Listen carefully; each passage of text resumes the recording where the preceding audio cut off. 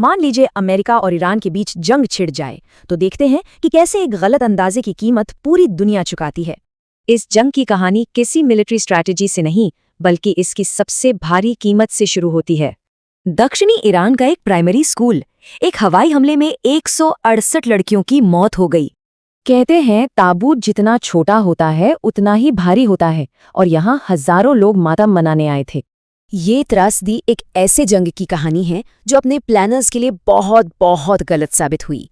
America को उम्मीद थी एक झटपट जीत की, पर यह जंग लंबी, महंगी और बढ़ती चली गई। और ऐसा पहली बार नहीं हुआ है। इतिहास गवाह है कि कैसे छोटी लगने वाली लड़ाइयां सालों तक चलीं। और खर्चे की बात करें तो वो चौंकाने वाला है। पहले 72 घंटों में ही 13,000 करोड़ रुपए खर्च हो गए। सवाल ये है कि ईरान, जो एक कमजोर मिलिट्री पावर है, वो ये लड़ाई लड़ कैसे रहा है। एक तरफ है अमेरिका, जो अपने महंगे और एडवांस्ड F-15 जेट जैसे हथियारों पर निर्भर है। दूसरी तरफ है ईरान, जो सस्ते लेकिन असरदार ड्रोन्स इस्तेमाल कर रहा है। ये किसी भी एयर डिफेंस को चकमा दे सकते हैं। देखिए, ईरान की स्ट्रैटेजी जीतना ही नहीं है, उनका मकसद है जंग को अमेरिका के लिए बहुत महंगा और मुश्किल बना देना। और इस पूरी स्ट्रैटेजी का असर अब जंग के मैदान से कहीं दूर तक महसूस किया जा रहा है।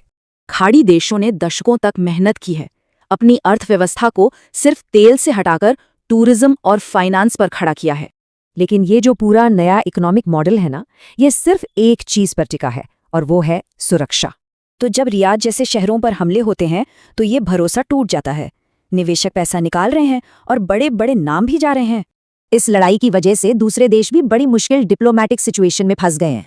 जैसे भारत में ही देखिए, सरकार की विदेश नीति को लेकर एक बड़ी राजनीतिक बहस छिड़ गई है।